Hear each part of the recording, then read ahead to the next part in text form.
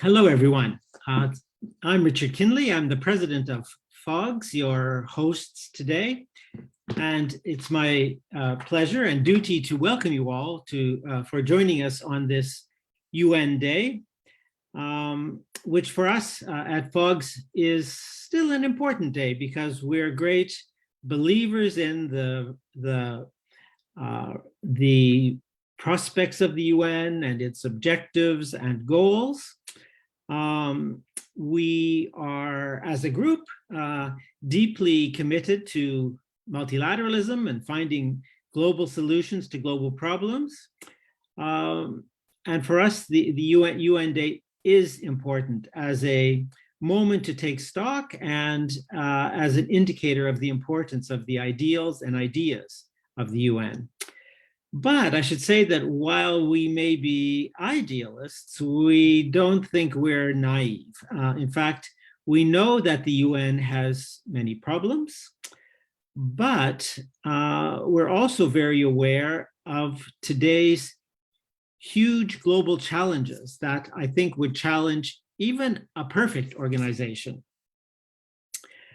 We wanted to do something different on UN Day this year. So this is not, I hope, a typical webinar or lecture series, but more of a conversation with and among all of you who've taken the time from your busy schedules to join us today. And I know that you're committed people, perhaps even idealists along with us, and also people who are committed to real change. When confronted with problems, at least I think, the first step is always to understand what the problem is and why it exists. And then it's possible to start looking at solutions. I must admit I'm a bit of a skeptic when it comes to magic solutions, but I believe that the first step is talking about solutions and brainstorming, testing, and critiquing ideas so that we can come to grips with doing something about the problems. And in these kinds of brainstorming sessions, for me, it's really important to have collaboration, critical idea generation, and ways that we can empower ourselves from other people's experiences. But I think, though, that ideas on solutions or problem solving aren't enough. We also need activism. And that's where many of you come in, explaining, arguing, debating, convincing, demonstrating and protesting, pressurizing, campaigning, and even voting. All of these things are essential if we're going to have change. But one of the things I have learned in my UN career is that timing is critical. A good idea at the wrong time is probably doomed from the outset. But all moments in time are not perfect for new ideas and or for looking at forward-looking solutions. And given the current realities, we may think that now is perhaps not the best moment for new ideas. But I firmly believe that that time will come, and it may come soon, actually, when there is a desire or a willingness, or dare one say even a desperation for new ideas to help the world come to grips with its great challenges of the day. And then it's critical to be ready with new ideas that can be brought forward and can be brought into this great debate and hopefully help to find a solution at that moment.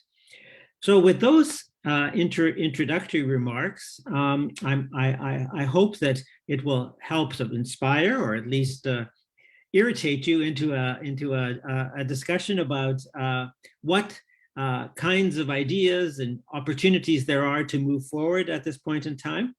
But I'm now going to hand over the discussion to two young FOGS associates who are going to moderate for us today, Renata Giuliotti and Manan Shah. So I hand over to you from one generation to the next, and look forward to a really great discussion.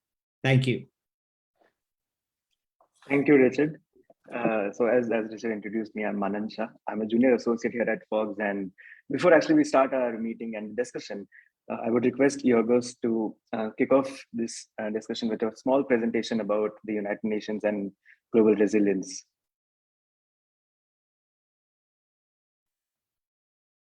Thank you, Manan. I hope you can see the presentation now. Yeah. Yeah, okay. Happy UN Day to everybody from me too, and thank you for joining us for this discussion. Many of you have been FOG's associates, friends and colleagues for many years, so it's good to be together on such a day. And I'm starting by saying that the constitutional order of the UN is based on, one can say, not strictly speaking, but in terms of substance, on the UN Charter and the Universal Declaration of Human Rights.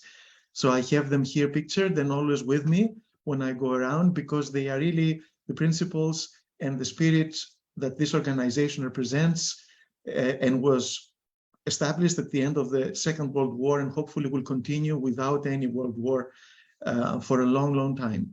These days, we feel like another world war may be starting, has started or will be, but hopefully not. It's interesting to say that I found this charter picture online, but it is the charter of a friend, Jamie Arbuckle. You can see his name on the upper right side of the charter here. And I don't know if Jamie is with us, but yeah, he is a UN peacekeeper, Canadian, and now retired. But it's amazing that how small our world is. So the three subject main areas of activity of the UN, we all know, is peace and security, development, that now is sustainable development, and human rights, humanitarian affairs. We have been talking about this triangle that they are interconnected. One cannot exist without the other two. And this is what the UN brings to the world to, let's say, save us from the scourge of war. And that is the foremost goal, but also to bring prosperity, shared prosperity and sustainable prosperity for everybody on this planet, and in a spirit of respect for human rights of individuals and rights of communities and civilizations, and of course supporting each other in case of need, humanitarian affairs. What we have as framework now is the SDGs. Of course, in 2015, we had this major breakthrough. For me, before we had the Millennium Development Goals, now we have the Sustainable Development Goals. They're supposed to be attained by 2030. The most important thing is that we have this framework and 17 goals. They can go beyond 2030. And even if we attain them by 2030, it does not mean that we can keep them without trying. As I say always, you can have clean water one day, or energy, electricity, and the next day something happens, pollution, war, one or the other, and you don't have them anymore. So the struggle to maintain a good standard of living, to first achieve it for everybody, not leaving anybody behind, and to maintain it afterwards, is a continuous struggle. So I would think that the SDGs would stay, and it's not just the flavor of the day in terms of development semantics or nomenclature. And of course, the Sustainable Development Goals and the 2030 Agenda rely on the concept of sustainability, which is the interconnection of society, economy, the environment, and governance. When they are balanced and we take into account all of these aspects, then we can have something that lasts long and is sustainable, therefore, and inclusive for everybody, for the society and the individual. We have this then framework, but what happens today is we have seen more and more of these crises. They start from one of these areas, from one SDG perhaps, and I put SDG 16 about good governance also for peace and security and conflict there. So we have the climate crisis, food insecurity, financial crisis, energy insecurity, the COVID pandemic. We have water insecurity, exploding inequalities, and they are all interconnected. These challenges, they are not just because they started, let's say, in an environmental or social area, they interconnect. Like health, COVID-19 is not just a health issue. It is also economic issue, a social issue. We saw through the experience we went through in recent years. The same for climate, of course, and all the rest. So these are the challenges we're dealing today, but we don't have an institutional architecture to deal with those. That's why we introduce as folks, and of course many more have introduced it, this concept of resilience, not to replace sustainability, but as an insurance policy to ensure that sustainability remains against crisis, survives the polycracy of our times. Because not only those crises appear and have many dimensions, each one of them, they are interconnected and they are hitting us at the same time. So we want, through the resilience, bringing it as a prism for policy and action at the global level to make sure that the world can withstand multiple crises, can build back better. There is business continuity of institutions and of individual lives, etc., and ensuring survival, well-being, and the SDGs, their implementation. So that's what we want to achieve with this by insisting on resilience.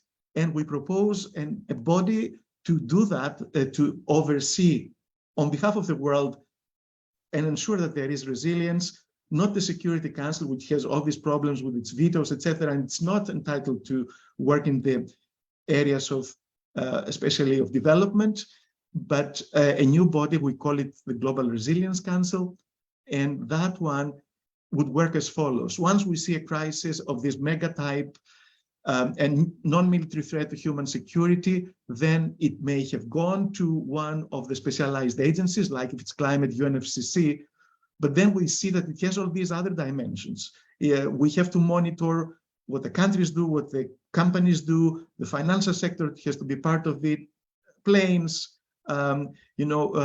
ships or the corresponding organizations have to work together, the whole global governance system. So when we see that it's an all of multilateralism, all of society issue that needs such a comprehensive approach, we can refer it to the GRC, the Global Resilience Council, which is an intergovernmental core, but is surrounded by other non-state actors so that we all act together.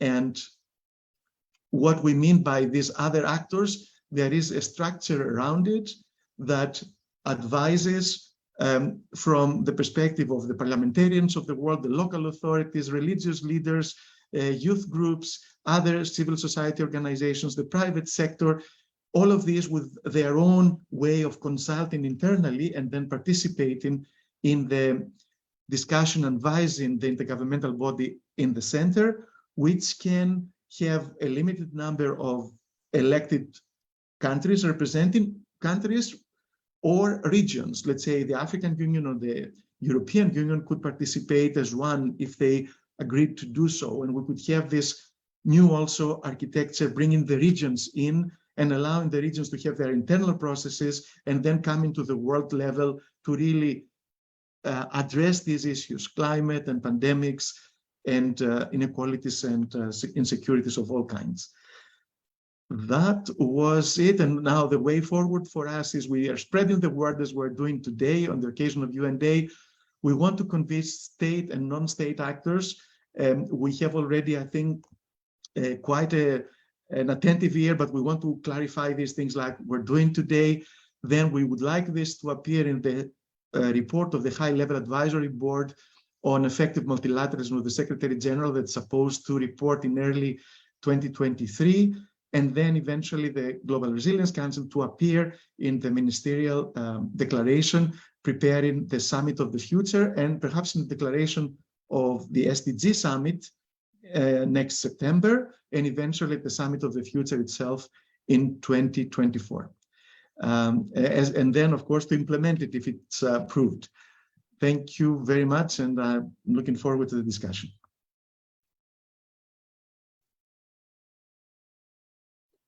Thank you, Georgios, for your presentation.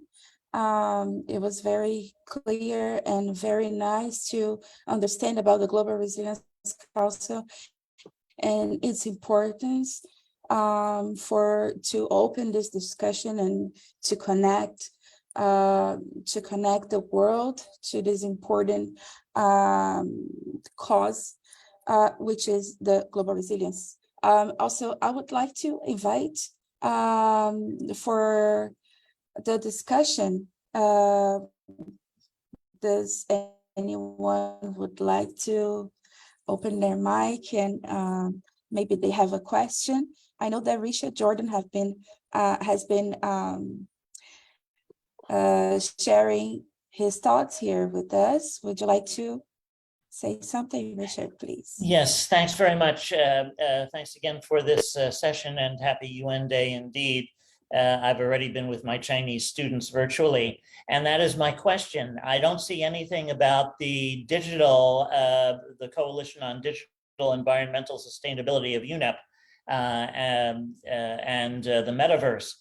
Where will that enter into this diagram of the assemblies? Thank you.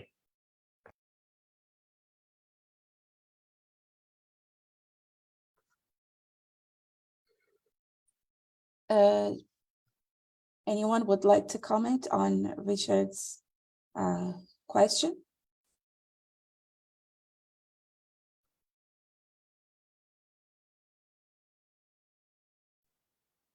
Georges, would you like to answer Richard's question too? Sure. We're co-creating it, Richard, and really, if you see that it's fit somewhere, I mean, there are many associations and many groups that could be organized. We have for now the major groups, right, of the UN, which were, I think, 9, and we need a structure that, of course, can work. So there has to be some kind of limit in the numbers of how many people, non-state actors, can address the council directly, etc. But I mean, if you have any ideas how to improve it, we really see it as a joint project. It's not about keeping the ownership and changing it. Eventually, if we are successful, to go to the member states, and we may not recognize it afterwards, but for implementation, you need to bring others on board, and you need to change things. So yeah, I don't know if, Richard, you have an idea now, or you can share it with us later. It would be very welcome. Well, there is the Global Digital Compact that I believe is supposed to be introduced in 2024, if I'm not mistaken. So perhaps that is an already existing modality, a modality that has been identified and perhaps could be brought into play. Quite obviously, we're all in a digital metaverse right now, participating in these meetings. How many do we participate in every day? So it's just a thought, but the Global Digital Compact is, I believe, in the our common agenda, if I'm not mistaken, and is supposed to be scheduled for 2023 or 4. So that might be one place. I could send you some additional thoughts bilaterally. Thank you. If I may, thank you. The digital compact is supposed to be one of the outcomes of the Summit of the Future. Also, there'll be parallel discussions, but I see it more as a compact, as an understanding of how the digital space will be, let's say, fairly shared and open to all and inclusive. And it's more like a guiding principles, or we will see what form that will take. But I'm sure any colleagues from the Coalition for the UN we want, or the UN we need, are here, and they could also comment on that. And yeah, and others too, of course. And also I can see there are younger people from activist groups, etc., who are here and have their ideas. Please join in. I don't need to answer every question. You can collect, and we can also discuss. Others can respond to each other. Thank you.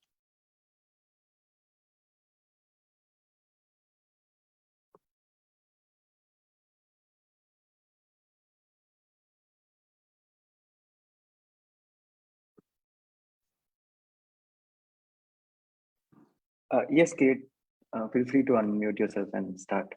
Hi everyone. Can you hear me okay? Yeah, loud and clear.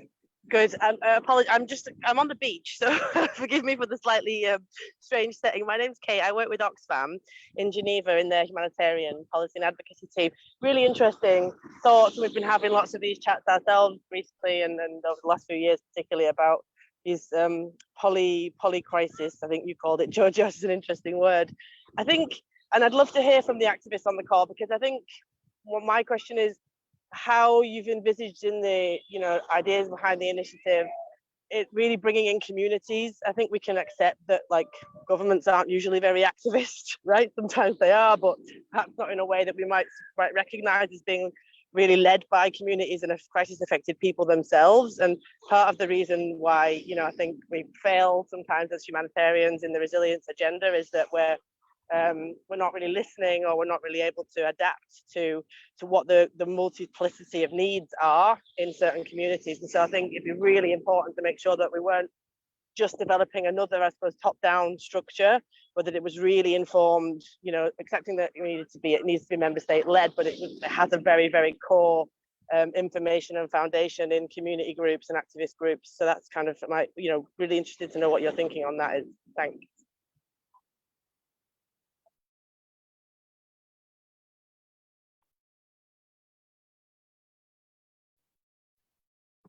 Shall I take the floor a bit on this?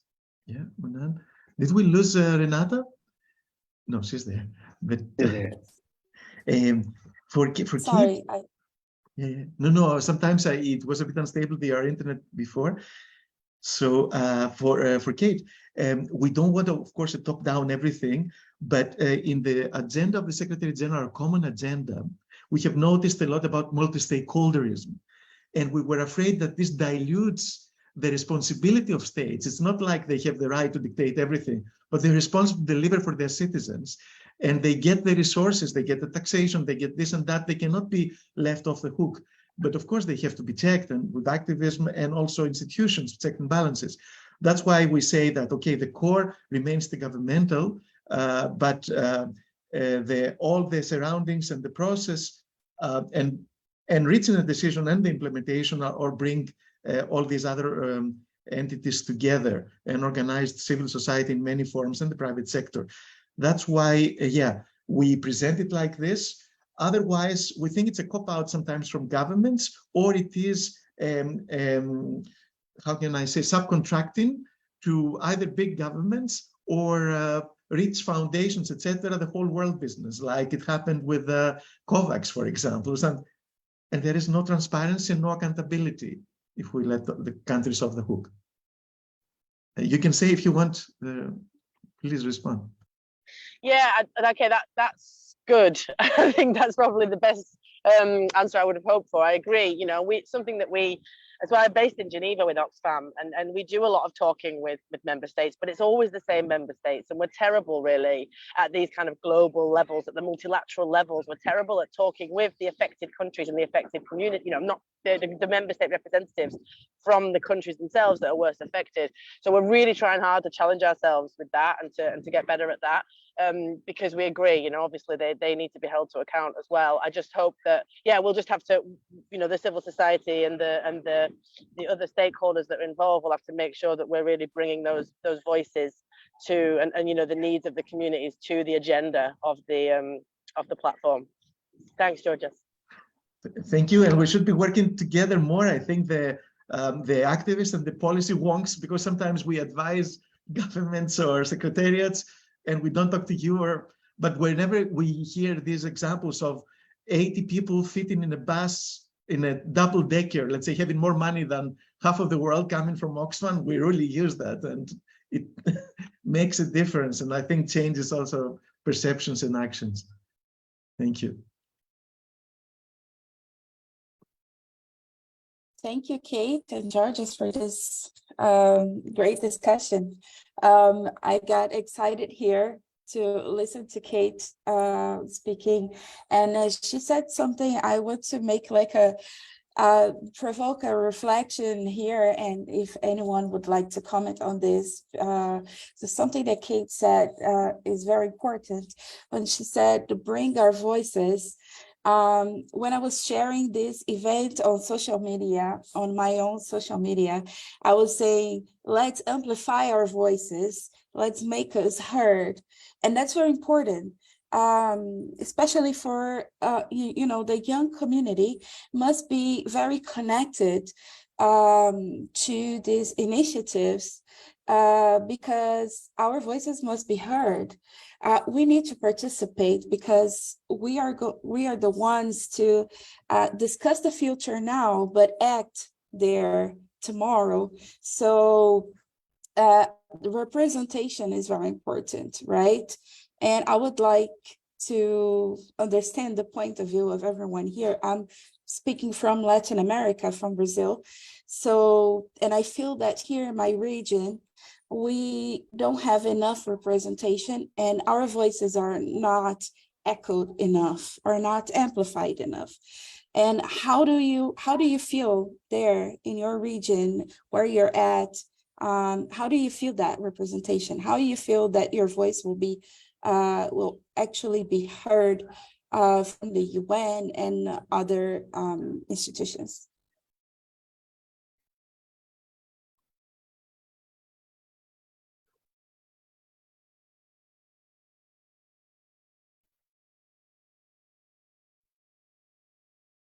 If I can invite someone if it's comfortable to speak. Maybe Keshav, would you like to say something from your region, maybe? Okay, sure, Renata. And firstly, just a happy UN Day to everyone from India.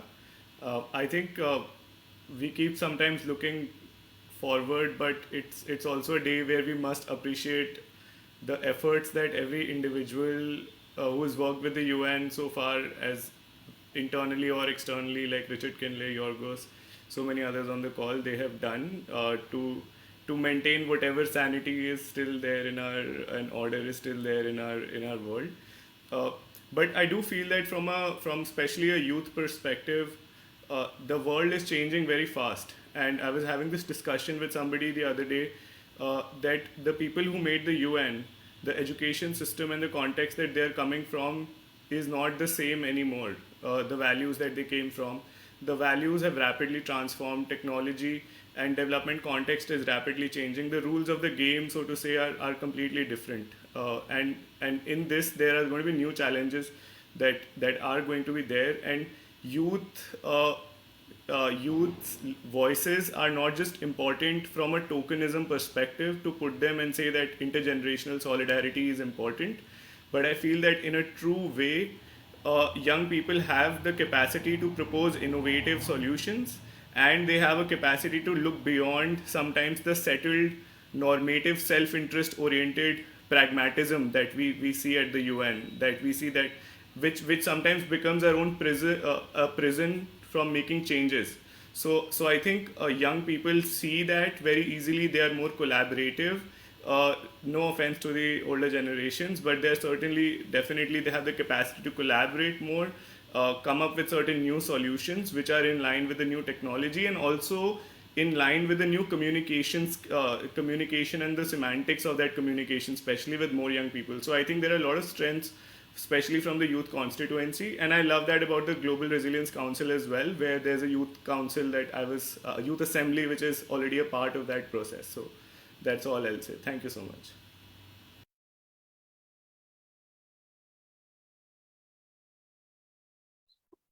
Thank you. That was a great comment. Thank you very much. There's also a question here from John Cohen. Would you like to ask the question yourself, or I can read it? Okay, well, I could ask it. It's John Cowan in Canada. I'm a volunteer member of the World Federalists Movement of Canada. I'm just wondering what the scope and authority would be of this new Global Resilience Council and where it would fit in the UN structure, and do we need a UN charter change in order to implement it?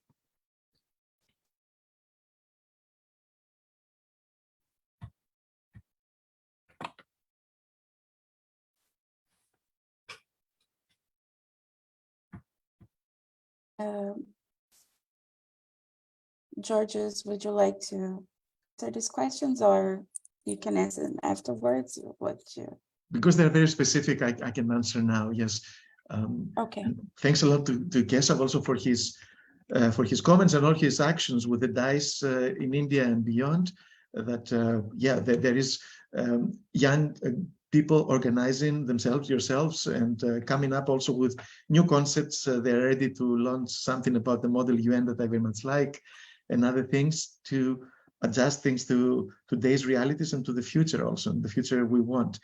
But this question of John's, we say that the Global Resilience Council does not need a charter amendment at this stage, at least, to be created. It could be afterwards integrated as a principal organ at some point, but for now it could be just a subsidiary organ of the UN General Assembly and or ECOSOC and or other bodies, meaning like the Human Rights Council was created by the General Assembly. It can also be such a body which has this representative membership and all these associated advisory assemblies around it. And it could, first of all, monitor the implementation of decisions like the Paris Agreement, etc., that the original agency cannot do, the UNFCCC. It doesn't have the authority to monitor. Okay, it can monitor in general, but then cannot tell all the other organizations and the other actors what to do. But this council should have at least the moral authority to do that.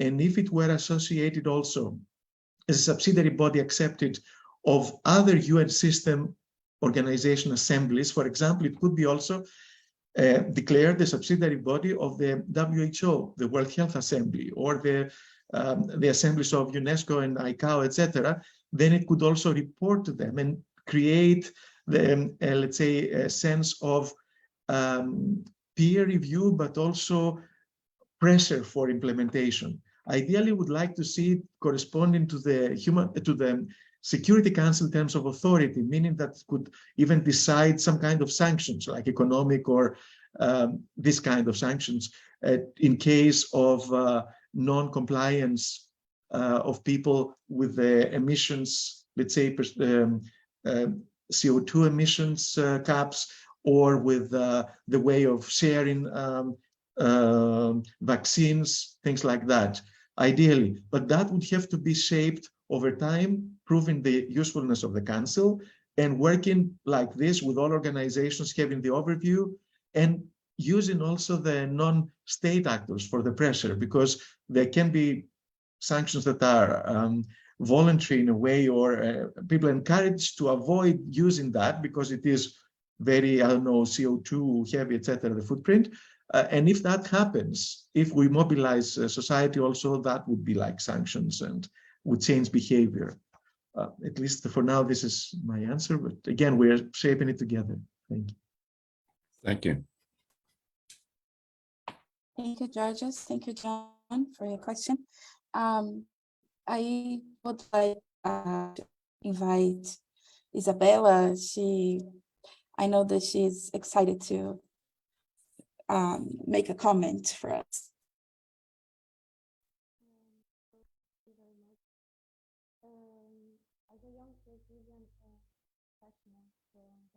Sorry, Isabella, we can't hear you very clearly. It's very low for me. Okay. I hope it's better now. Yeah, much better. All right. As a young Brazilian and professional from the audiovisual field, I would like to highlight that this event is already an important milestone for us to achieve the construction of a fairer world.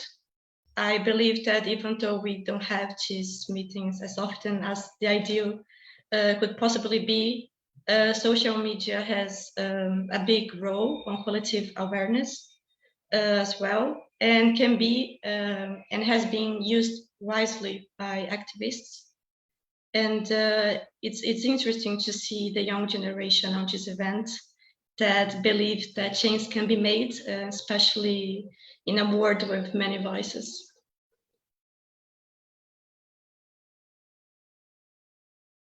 Thank you, Isabella, for your comment. Very nice point out, the role of social media and the communication. And this is the first initiative, but this is an open door for us to create more discussions and to gather more and more to discuss and start acting on these issues for sure. I would also like to invite some of our young colleagues here, maybe Aston, Pablo, if you would like to say something for us. Or Richard, please. I'd like to maybe stir things up a bit here and say that we have a very diverse and informed group of people who on this call today, who have many wide experiences and undoubtedly opinions. And I took from Yorgos's presentation sort of a couple of major questions on which I think we would like to have your feedback and your reaction to, or also alternative ideas. The first one is, what do you think of this idea of resilience as a new prism to look at redesign or reworking of UN system institutions? That would be, and here I'm not speaking about the council so much as the concept of resilience. What do you think of that? Do you think that has merit, or is there something better? Because I think we do need to come up with a concept for the new era. And the second question that came to my mind was, and again, it's the general question, we've put forward the idea of the Global Resilience Council as a means to deal with these connected but separate crises. And a very diverse, fragmented UN system, which frankly speaking does not work well together. There's many examples of how the UN has not properly collaborated. So what would be solutions or means by which we could tackle this whole question of complexity, disaggregation, getting institutions and entities to work better together, either a GRC type of thing or some other mechanism. And I think if we started with that, we could maybe go then a bit deeper on some of the elements of the GRC or alternative ideas for how we would, given the right opportunity, want to improve the UN. Thanks.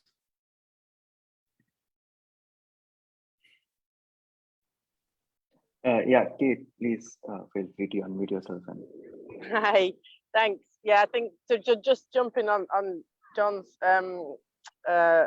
really, I'm enjoying the provocative questions. I mean, resilience is a loaded term, and it's become sort of political in this, as you say, unhelpfully often fragmented UN system, especially when it comes to humanitarian response. So it's kind of it's owned by the humanitarian agencies, because it's essentially at the moment a tool in the humanitarian toolkit, as opposed to, unfortunately, the very siloed and very separate development toolkit, which is linked to the kind of development agencies under the UN platform, notably UNDP, and which in terms of bilateral funding from member states also gets the vast majority of the funding.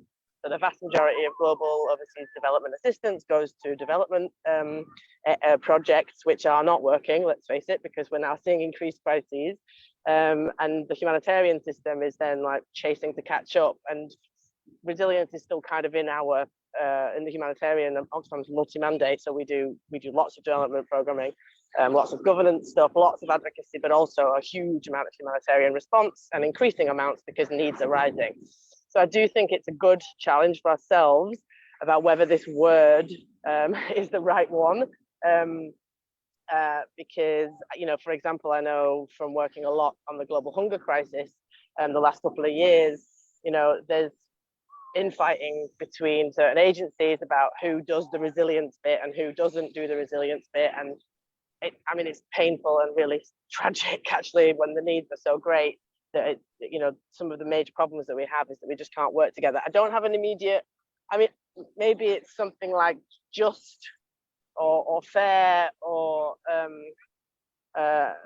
something like, I mean, I don't know the exact word off the top of my head, but I do think like challenging ourselves on thinking about this resilience, whether resilience is the right term, is a good thing to do, because it's quite co-opted and it's quite you know, siloed. It sort of links to the siloed approach, unfortunately. And sorry, final point. And then with that, some of the very fair critiques of humanitarianism and humanitarian response are around the fact that resilience is a top-down process, that it's not led by communities, it's not driven by their needs. We now talk about this thing called the nexus, which is this horrible term, which just basically describes the fact that when you're facing crisis, there are a multiplicity of issues. You know, you might need clean water that's safe to drink, and you might need food, but at the same time, you might also need a job.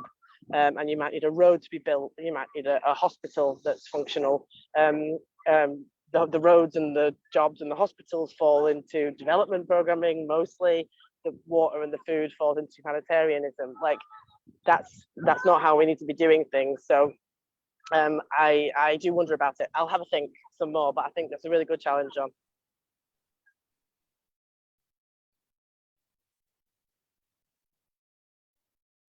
Thank you, Kate, for the comments. Nadara, would you like to unmute yourself and go ahead? Sure.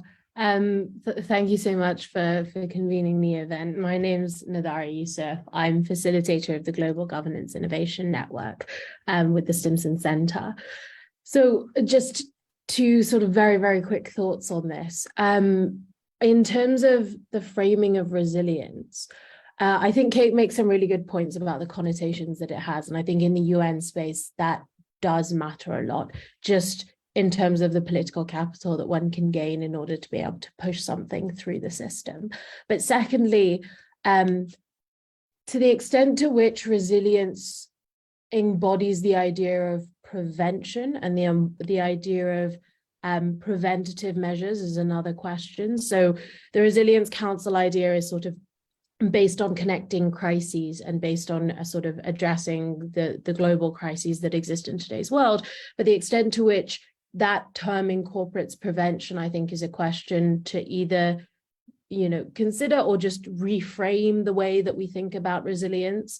But how that would be reframed, I think, is a different question altogether. But it is a big thing that is on sort of, for example, the Our Common Agenda process, the new Agenda for Peace. All of that is thinking about how do we bring prevention into the question. I think the key with resilience is that, how do you bring prevention to be part of the question of resilience?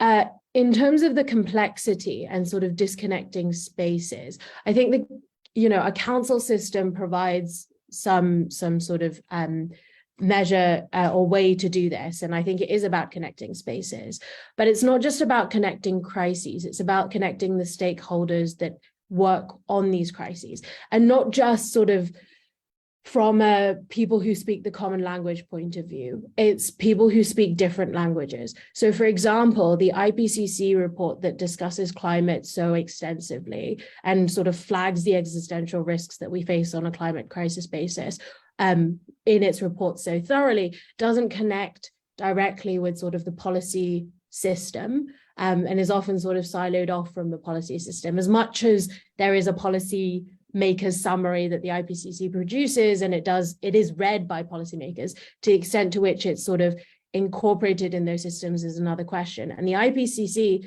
is one of those sort of systems and commissions that does do this to some extent. You then have reports on pollution, you have reports on sort of plastic waste and so much more that just doesn't really get out there. UNEP has its GEO report, for example, that again doesn't really get out there. So the question for a council or something on resilience, that's something that would require sort of foresight mechanisms and sort of that evidence-backed research, is how do you then connect these researchers to the policymakers, and what role does that council play in this? Part of this, I think, is just having an information network approach as well. So it's making sure that information is passed within networks where that information can do something, right? including tapping policymakers, including tapping civil society, including the information translation that needs to happen in a council that brings multiple stakeholders together, because people speak slightly different languages, right? Not just literally, I mean, that's a whole other question, but in terms of like the policy languages that people speak and the way that they address crises is quite different. If you're going to bring together a multi-stakeholder council, that question of sort of what appeals to who and how does that take away needs to be addressed, and what sort of facilitative role of translation does that council need to play is a question as well. So whether that be in terms of sort of grounding mandates, nodes, or pillars, and that's how you sort of create that common language, whether it be on sort of principles, whether it be on the term resilience, right? But I think there needs to be something that makes everyone care about what each person brings to the table. And that translation sometimes doesn't happen in these summits. We've seen it in the past as well with IFIs, where international financial institutions just come in, have a conversation on their own and leave, and it just sort of goes straight past the policy space.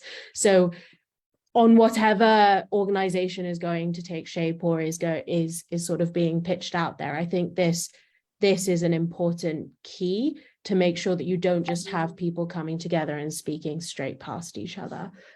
So I'll just leave it at that.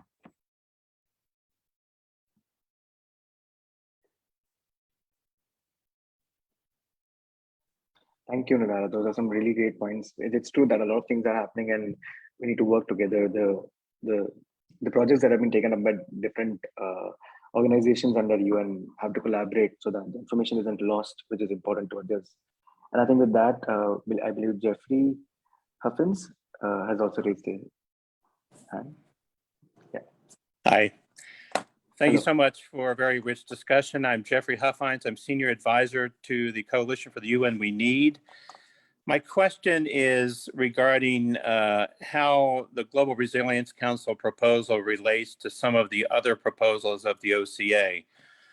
For example, there's a proposal that the Trusteeship Council its mandate should be revised so that it would, its mandate would include the protection of the global commons and global public goods. There's also the proposal of the emergency platform, which would be, I think, perhaps some could argue, would be a more nimble, if not ad hoc arrangement under the authority of the security, of the SG. And in that regard, the other question regarding the Resilience Council is what would its relationship be to the UN Security Council and the Peace Building Commission?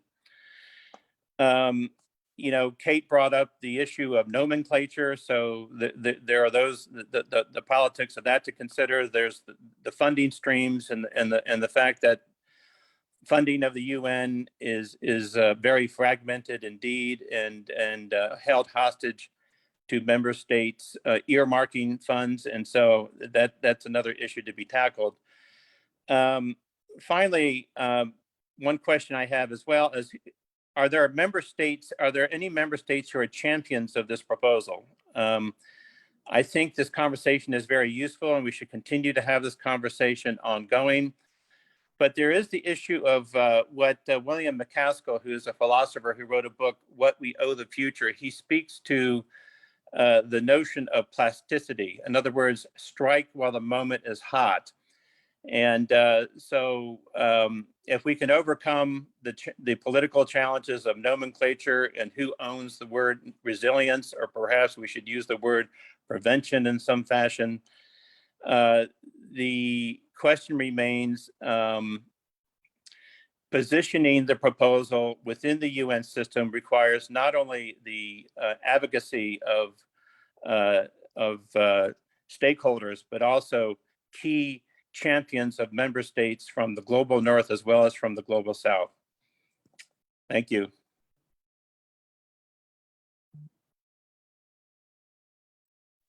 Thank you, Jeffrey. Thank you, Manuel. Please, if you want to say something. Yeah, I was just going to say that to answer your first question, regarding how it relates to other proposals in our common agenda. We've actually started preliminary work on the GRC. At FOGS, we published a few reports regarding it, how we envision it, but it's something that has to be built upon alongside member state, alongside other civil society organizations. And Yorgos can probably answer the direct question about it, but I can also say that we're going out and we've been trying to reach out to member states. We recently also hosted an event in New York where we invited these missions to come and join this initiative. Yorgos, can you answer the direct question, although, about the particular proposals he named? Thanks, Manan, for starting this. You are aware very well of all the efforts we're making over the last year. And Jeff, actually, he kindly raises these questions, but he knows partly some of the answers. We are struggling because we had a war in the meantime. We had a lot of other things that we didn't expect, which attracted more attention, let's say in the wrong direction. But what we are seriously, of course, trying to do is to get some champions from among the states and among the non-state actors. And we think that we have, let's say, open doors and interest. Whether we will translate into major promotion of this concept and of this prism that Richard said through the negotiation process that leads to the summit of the future is a challenge, is something that we would like to do with everybody. That's why we convene closed roundtables, but this time we said, let's open it up in an open discussion, not us choosing all the speakers, etc., but to really have an open exchange. The basic thing that we want to do is this new prism, to understand that we want to work globally to ensure that everybody achieves and retains this well-being and standards of living and standard of relations that allow a dignified life wherever you are. Basic stuff, but I think we sometimes lose it in the games of politics and in the games of diplomacy. So we want to go back to something basic, and we take advantage of these crises that are hitting us and show the inability of governments and mechanisms to cope, right? And show that there is a need for a new approach and new mechanisms. Whether we call it resilience or not, unfortunately, every word has been used by somebody who thinks they own it. I don't think for the majority of people, resilience is so much only connected to humanitarian affairs, but in the UN system, it has become like that. At the same time, though, I hear NATO talking about resilience. Others in this more traditional peace and security field talk about resilience. For us, it is business continuity and, of course, prevention, because business in the business of ensuring peace and security, development and human rights, humanitarian affairs, meaning business continuity for the whole range of global cooperation. And that overarching principle, you want to call it something else? I mean, it's not a matter that we're not sticking to the name. So yeah, business continuity, it sounds very business-like, but yeah, it's one other way of looking at it. Also about the resources, of course, there is always a fight for resources. Hopefully this body would not be neither operational nor competing with others, but it would be, as we say, bringing together the others to do their own part, just in greater awareness and in better coordination with each other. So it is something that does not threaten the existing system, but allows it to go to a next stage of really working as one system that systematically addresses these threats.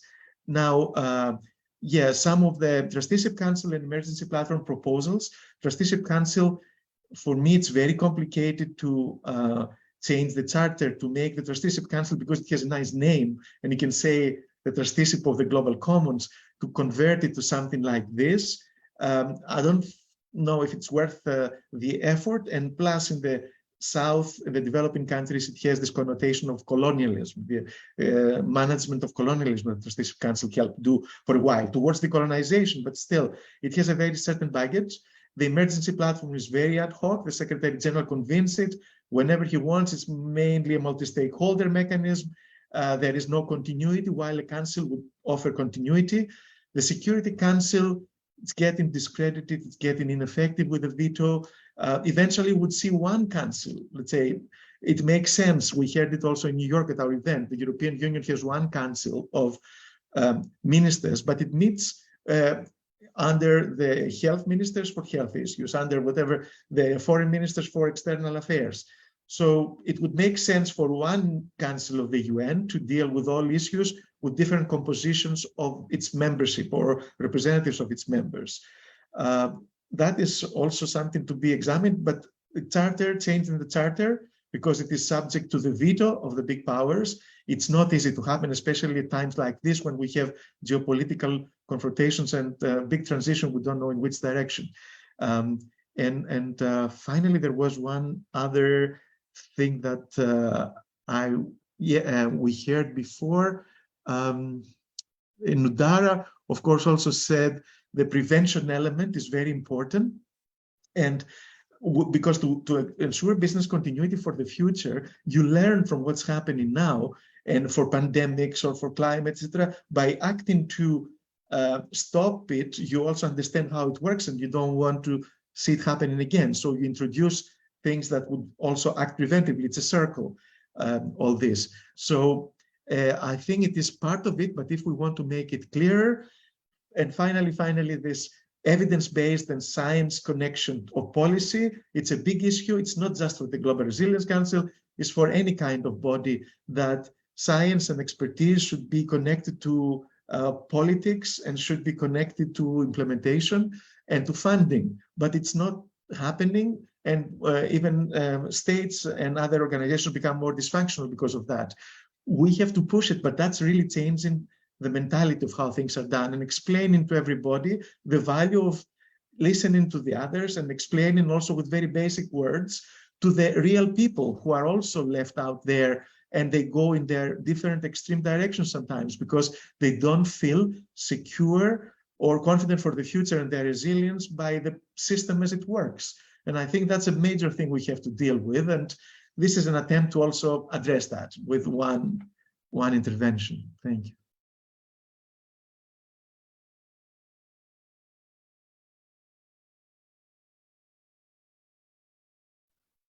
Thank you, Georges. I'll pass it on for Fergus and then Professor Selene Victor. Thank you. Hi, I'm Fergus Watt in Canada, and I'm also with the Secretariat team at the Coalition for the UN We Need. Just a few responses to the comments so far. I do think that Richard has raised an important point in terms of whether resilience is the best term to capture what we want to create in this new body. I think in addition to what Kate said about the humanitarians within the UN system as sort of having ownership of the term, and but we want to reflect resilience in terms of development objectives. In addition to those, we also want resilient ecosystems and environmental resilience as well.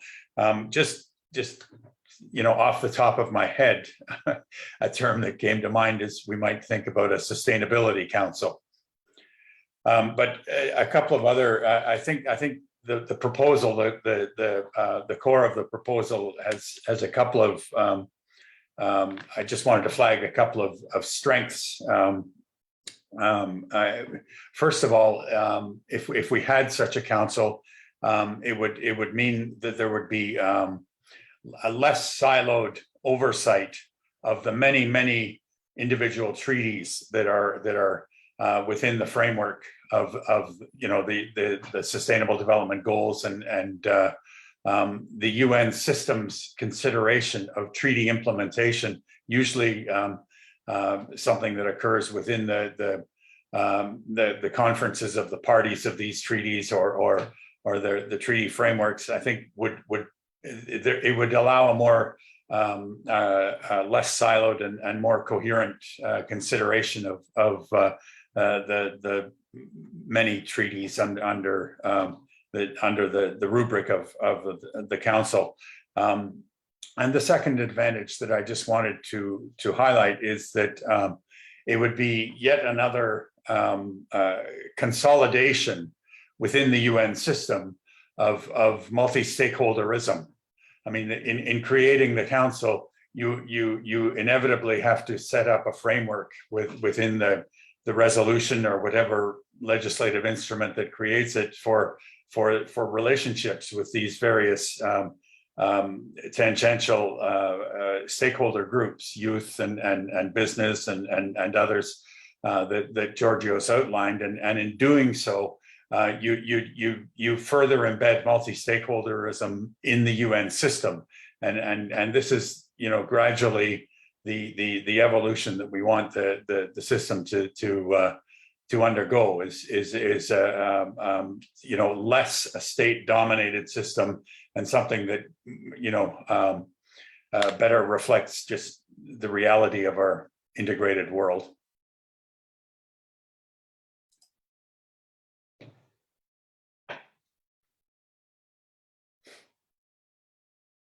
Thank you.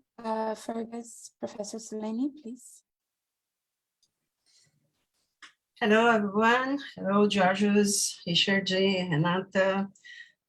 So I can see here many of my students, Isabella, Ahmad, Camila, Francisco. It's great to see many students here, and I'd like to speak from my country, one of the most, maybe one of the most unfair country in the world.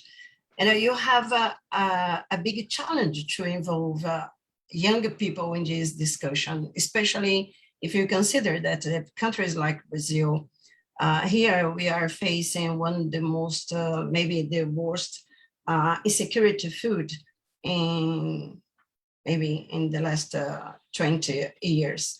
33 million people, Brazilian people, are facing insecurity food, and they are going to the poverty and to live in extreme poverty.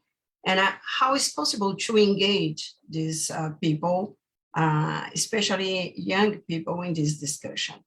I believe that you have a challenge I had to invite students, undergraduate and master and PhD students for the Global South to create and maybe to build many other opportunities to engage people in this discussion. How is possible to speak and try to dialogue with my students if they are concerned about today, and it's not about tomorrow, it's not about the future. Yes, tomorrow we are going to one of the largest favela in Brazil, Heliópolis. We have a project there, but we have around 20 really young people with us. But for them to be there, it's necessary to have a scholarship, for example, to engage people, to be there. And sometimes I think that I don't want to be a negative, but I realize every day that you have to create a new approach, but in many different ways to achieve this generation. And to speak about future, it's necessary to speak about today.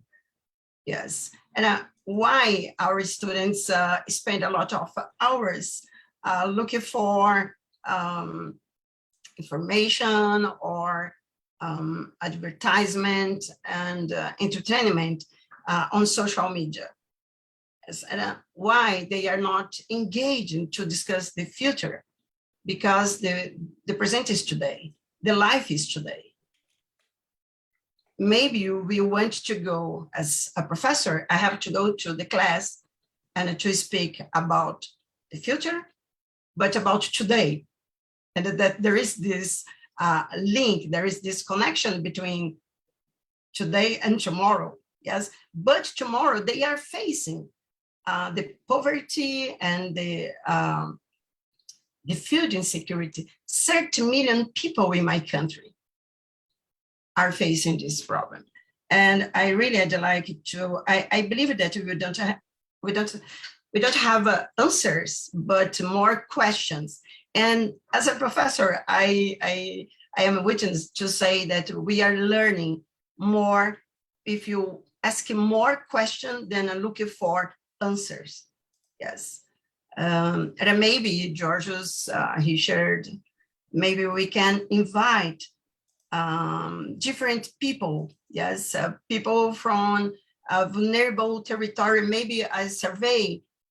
We could try to maybe to apply a survey or in-depth interviews to understand what young people from this global South think about the UN today and tomorrow, because you know that you have here to face the problem of fake news and misinformation against the UN system. Yes, for them, what is the role played by UN? And you have this to translate this discussion, to translate the possibility, because you have used the word resilience, but what does it mean? What does it mean, resilience, for us and for them? And maybe we can, maybe to apply we can do it in partnership, to apply a survey or maybe in-depth interview to hear many voices around the country, especially which have faced this terrible crisis. Sorry, I don't want to be negative. I really believe that we can build a new world and a great future, but you have to spread this discussion and to sensitize young people to believe that that today depends on the future. Thank you very much.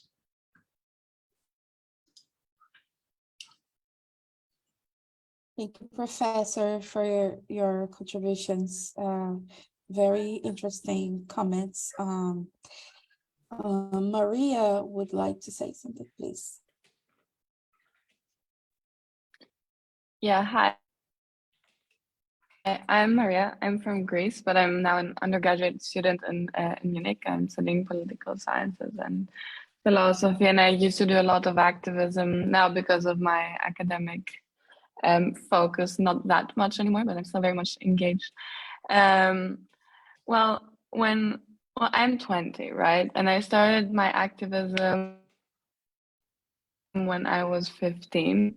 And well, that was a moment in like history of humanity where the kids basically were all told, yeah, well, your future is destroyed because of like all of the past, and there is hope, but you need to do something about it and work your way up and change things, and if you don't, it's destroyed because sorry. And well, I think that a lot of people lose hope very quickly when you, at such a young age, you're confronted with such an existential question, when you haven't even been able to like graduate from high school. And social media is kind of a platform where you can fantasize about a world you would like to live in. Like you just subscribe people who have nice content you like, and then you look at that content, you know. Like for me, example, I like looking at art, and then I subscribe all these artists and I look at my art content and I'm like, oh yeah, happy thoughts. And then to go back to reality and try to really do something about these big issues is really, really difficult because you kind of feel comfortable there, right? Yeah, but I believe that nevertheless, there are a lot of young people who do things, and well, every time I also talk to my peers, I see how like they want to try it, and they want to change, and they want to know more and more. But well, when I imagine the future, I imagine a combination of technologies, because I think that also resilience means adapting to new things, not only standing against newness. I understand that this term is especially forwarded towards threats, but as a peer of mine said before, people speak different political languages, so people might witness threats in a different way. So resilience for me not only means to stand against things that might seem new to us and might seem threatful at first, but to also adapt to things, of course, after one has looked far into it and so on, because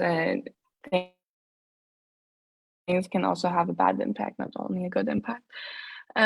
So, like, for example, for the food security issue that the previous persons spoke about, I think that a combination of technology, new technology like vertical farming, for example, but with also old ways of living in the land for regenerative agriculture, for example, is something that I would like to see in the future in a combination. It's not only either, yeah, we develop extreme technology and we develop our food only from water and so on, but also we need to look back into the land and how to regenerate land and maybe also capture CO2 through that and so on and so forth.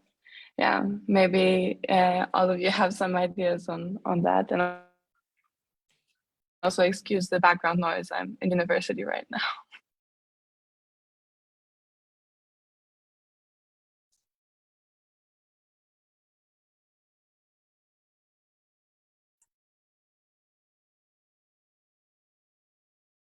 It was very nice. Does anyone have any thoughts, any comments? I think Aston has been trying to talk for a while, like, right? Oh, Aston, please.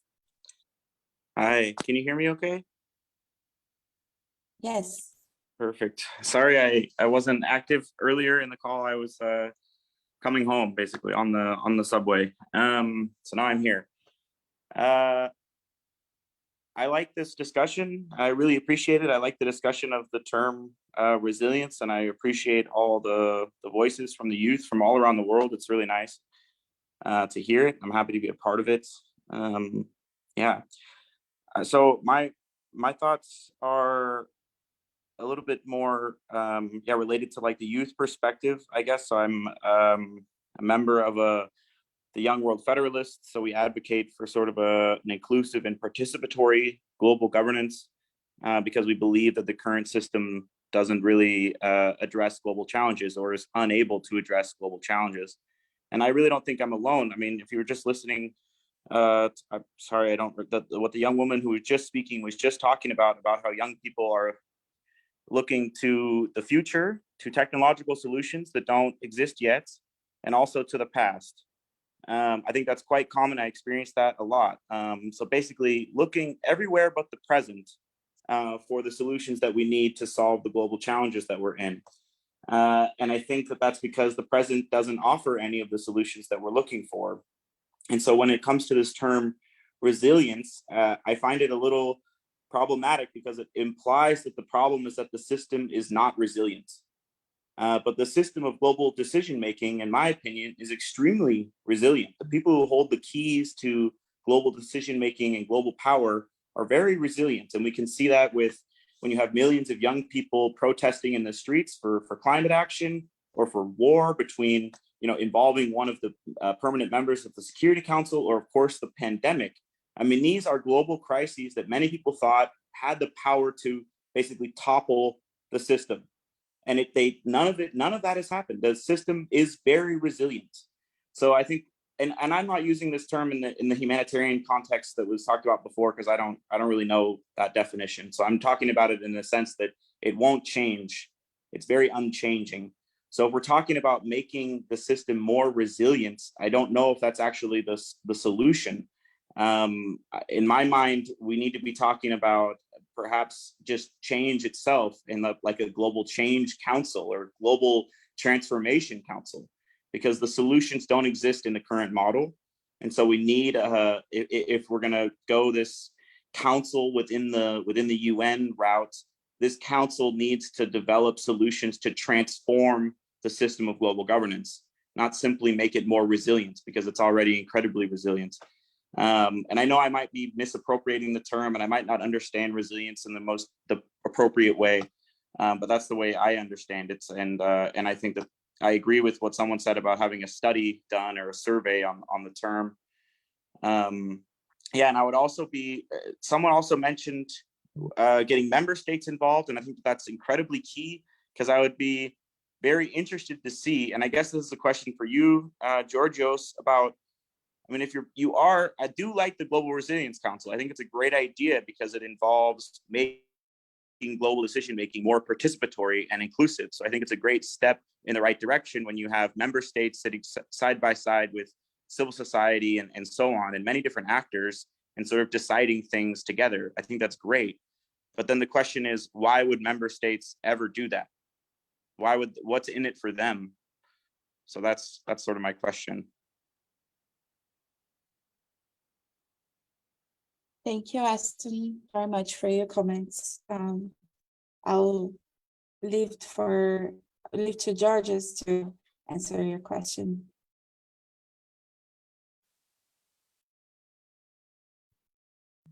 Of course, I will do as the best I can, but I think we're getting close to the end of our 90 minutes. So perhaps if there is any other question, like Kate or anybody else, perhaps they can say what they want, and then I can try to respond.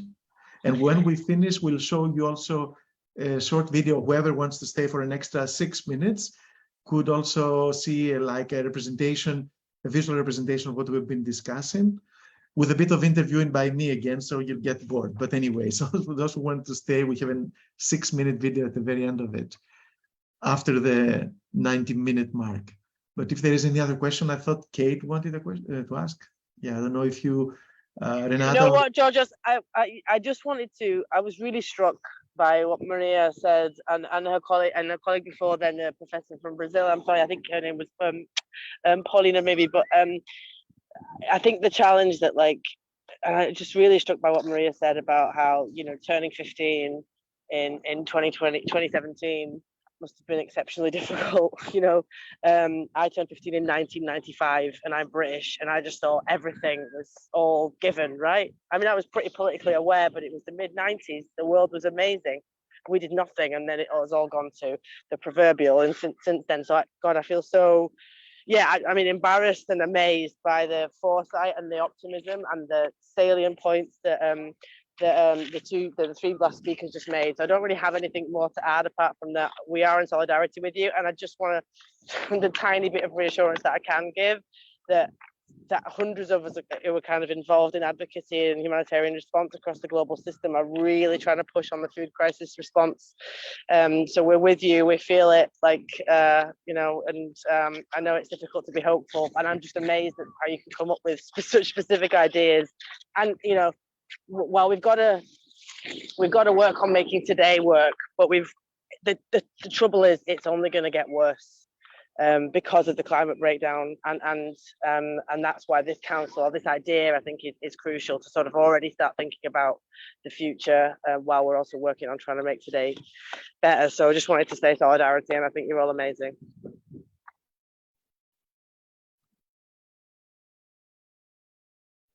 Thank you, Kate. Thank you very much for your comments. Does anyone have any other questions for Georgios? So also, if you have any questions or any comments afterwards that you might forget to do it now, you can also send through our email, FOGS at info@fogs.com. .org, sorry. But if you have any other questions or comments, you can also send to our email later. Georges, would you like to say the last comments? The last from me, I think, and then of course you, Renata, and Manan and Richard may want to add a few things from your perspective. To talk about Maria's experiences, as Kate said, yes, I was 15, I don't remember when, in the late 70s, but I always felt quite engaged with politics and global issues. I don't know, and now the way Maria described the use of social media, you can create your own environment and live there. And for me, it's like a drug for young people in a way, because it takes you away from the real world and you don't influence it anymore. You can influence the metaverse if everything moves there, but we're not there yet. And I don't know the rules that would exist there, and we have to learn and who controls that. And that's part of the digital compact, and who controls the internet and all these things. So meaning, yeah, it's we have to take young people also out of this artificial world. Or when I use these things, I see them as tools, and I enjoy being there. I join science fiction. I was telling the young World Federalists and Eston here in Brussels a couple of days ago that I love science fiction because you can think openly about the future, not constrained by the small realities of today. Let's say it allows you to think in another planet, something like that, without gravity. But we have many kinds of science fiction and potential futures, and some of them could be chosen between Star Trek and Star Wars. Which one you prefer, empires and etc., or something more democratic and whatever. But you can also have dystopias like Blade Runner, perhaps eventually, or Mad Max eventually. So that would be really the collapse of our societies. So I think that's what the notion of resilience, the way we put it, was supposed to mean, to keep the human element and human well-being, and certainly not to maintain the system, as Eston rightly said, that's a way of interpreting it, not to maintain the fossilized system of today forever. That would not be our intention in any way. So yeah, but it's good to clarify that. And I heard ideas also from Eston Global Transformation Council. I don't know if it was Kate or somebody else who said the Global Future Council. We could change in that direction, and we could also connect it that way with the foresight. That's a central thing for the UN reform, and the various instruments for future generations, like from the Youth Office to this declaration for future generations, and that might make it more mainstream immediately. And thanks a lot for this connection, and how it's so important that we think all together, and we should continue that. Other things, to bring it closer to the people and the students, people who are suffering. It is true that we choose the level of activism, each one of us. For me, if I come from a village and my mother is still a farmer, and I know these things firsthand as I was growing up, but I made an investment in thinking in big concepts in a way. So when I go back, or I try to do things which are more individual oriented, I feel the connection and I feel the importance, but I would get overwhelmed if I try to do it for too long. Because for me, how do you add up that to change in the structure of the UN? You have to hit it also on the head, the system, Eston and everybody, also at the top level. You cannot wait for neither a survey nor to teach everybody eventually, but you start from all ends. Ideally, people who have more of a calling to do one or the other share the same framework, share the same prism, and then we do all our part. And we all meet somewhere in the center where there is a better future and a better world and a better council that helps keep it going. So that more or less would be my conclusion for now, that we should do all our part. Specifically for the survey, Silene, I think you can talk to the colleagues from the C4UN, Coalition for the UN We Need. There has been a survey that led also to the our common agenda of the Secretary General. There have been surveys, but even if you do it for the world with 1 million people, I don't know how representative that is for the 8 billion people. And it depends on what you ask and what you get, but that's certainly one to use also. Apologies if I don't respond to everything, but yeah, the conversation continues. Thank you. Thank you very much, Georges. I would just like to make a quick comment, but I'm very open to keep this discussion going so we can talk through the email on social media. And I also would like to invite everyone, if you are interested, to write about your thoughts, your comments on this, on the Global Resilience Council and ideas. Also, you know, the issues of your community is very important to talk about it. Yeah, I would like to invite everyone to write an article for Katoikos. So Katoikos is open for you to write.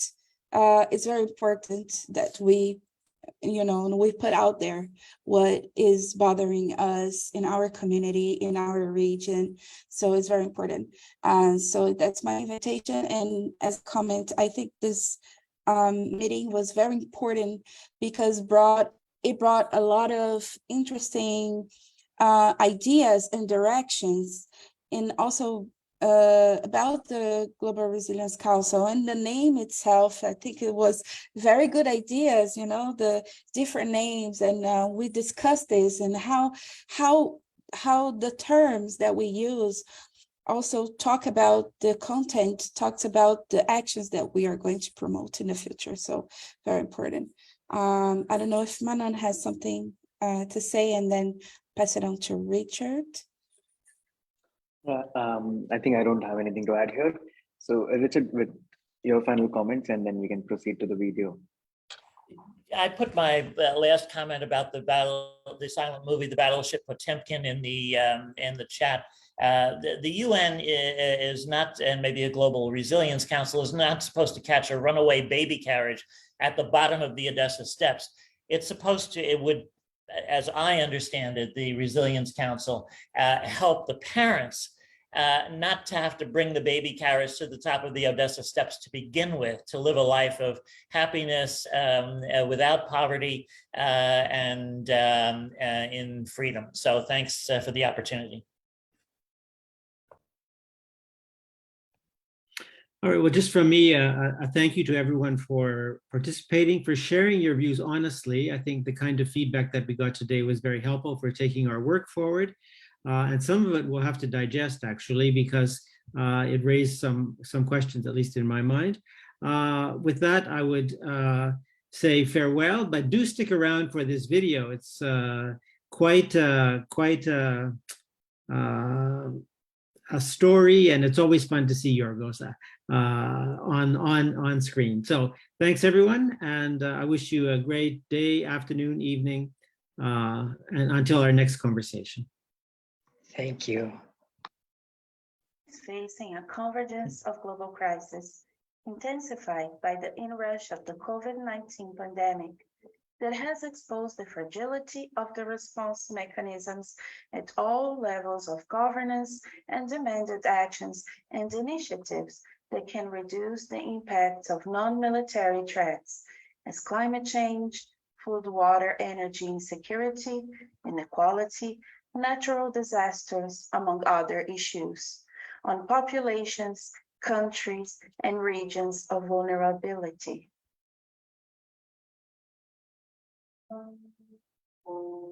While important multilateral protocols and agreements have been adopted over the past years, such as the Sendai Framework for Disaster Risk Reduction, the 2030 Agenda for Sustainable Development, and the Paris Agreement, world leaders have recognized that we need more engagement and effectiveness.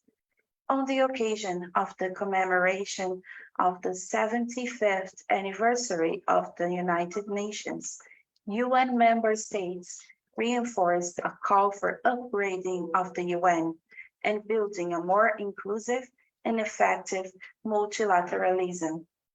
This is a result of the perception that currently there is no global body with decision-making authority to tackle non-military global threats.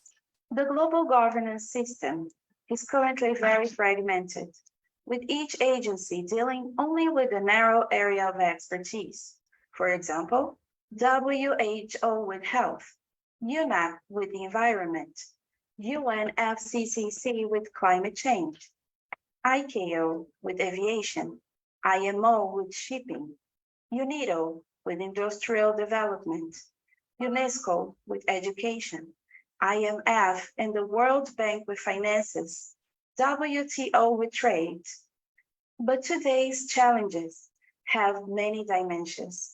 So the COVID-19 pandemic also created financial problems, and its cause is connected to how we relate to nature. Climate change is caused by industrial development, aviation and shipping, so it cannot be solved in isolation. We need a holistic approach to address these challenges effectively. It is in this context that the design of a new global governance system becomes crucial to respond effectively to the challenges of today and tomorrow.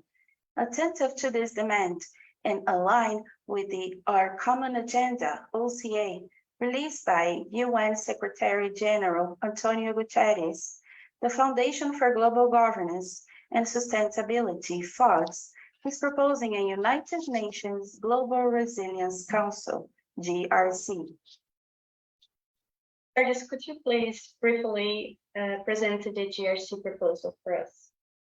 FOGS has proposed the establishment of a Global Resilience Council as a UN Security Council for non-military threats. No vetoes. It's not about wars, but it is about a war of humanity against the real challenge that we're facing, all of us together: climate, pandemics, food and water insecurity, inequalities. Those things are not dealt comprehensively by anybody in the UN system or the global governance system. And that's what we want to establish, that we eventually come together to address those challenges. Why do we need a Global Resilience Council? Because there is no other body that deals with these threats to human security in a comprehensive way. We have a fragmented global system of specialized organizations, one dealing with climate change, the other with health issues, the other with financial issues, but they don't come together, and there is no monitoring of them working together to address comprehensively the big crisis. So we need that to coordinate the whole of humanity response to these challenges that affect us all. What would the GRC deal with? The GRC will deal with the crises that are not covered, are not addressed by any other body in a comprehensive way. We have the Security Council for military threats, and it has its problems with the veto power, and you see the wars that keep starting on our planet. Other agencies like the WHO deal only with health issues or the health aspect of this big crisis. Climate change has the Paris Agreement, but it cannot be implemented if the financial sector, the industries, everybody, all countries and non-state actors come together. So the GRC will deal with all these issues in a comprehensive way. Who will be the members of this Global Resilience Council, and how would they make decisions? The members of the Global Resilience Council would be countries, again, like we have for the Security Council, the General Assembly, the other intergovernmental organs of the UN. But in addition to them, we would have non-state actors like civil society, private sector, religious leaders, local authorities, scientific unions. All of them would be connected and would offer their advice from their perspectives, so that decisions made would incorporate those elements, and then all these other constituencies would help implement those decisions. So it would be a joint effort of humanity, the central body, intergovernmental, perhaps with regions represented, like the African Union, the European Union, representing their respective